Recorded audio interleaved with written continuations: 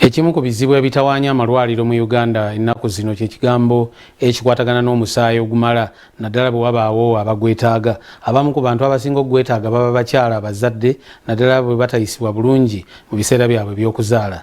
Uganda Red Cross Society, ekimu ku bitongole ebidduukirize mu ttabi lyakyo ery'e Masaka, basazeewo okukuza olunaku lwa bamaama mu nsi yonna nga bakola omulimu gumu gwa kuŋŋaanya musaayi era ne bakuŋŋaanyayo oguwera naye n'obubaka ne bugenderako.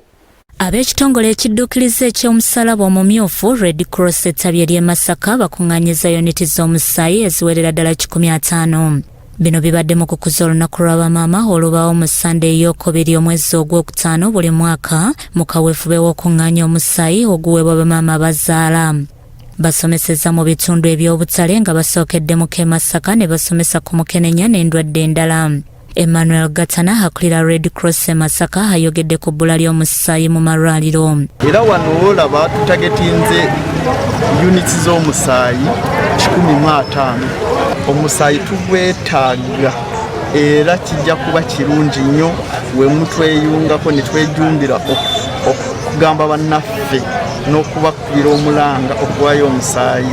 Moses Muwulya okuva mu kitovu mobile abasale mu kusomesa ku mukenenya erudde eno nga bakebedde abantu obulwadde buno alaze obukulu bw'okusembeza obuweereza eri abantu. Okulaba nga tujja okukebera akawuka ka mukenenya tukimanyi nti engeri yokka gy'oyinza otandikirako okulwanyisa akawuka kwe kubeera ng'okebera oyo abeera nga tamanyi bw'ayimiridde. Agnes Kabahire ku Masaka District asabye abantu okuwaayo omusaayi nga mu mwaka kyetaagisa enfunda 3 oluvannyuma lw'emyezi 3. Omusaayi tugwetaaga era guli mu bbula, so olunaku luno twalulabye nga lwa mugaso singa tuteekako n'okugaba omusaayi era kyekimu ku kye tuli kukola. Ekyenkubiriza buli muntu ali yonna gy'ali ti ogaba omusaayi kibeere nga kya buli omu akijjumbira. Abeetabye mu nteekateeka eno ey'okugaba omusaayi bwe bati bwe baginnyonnyoddeko.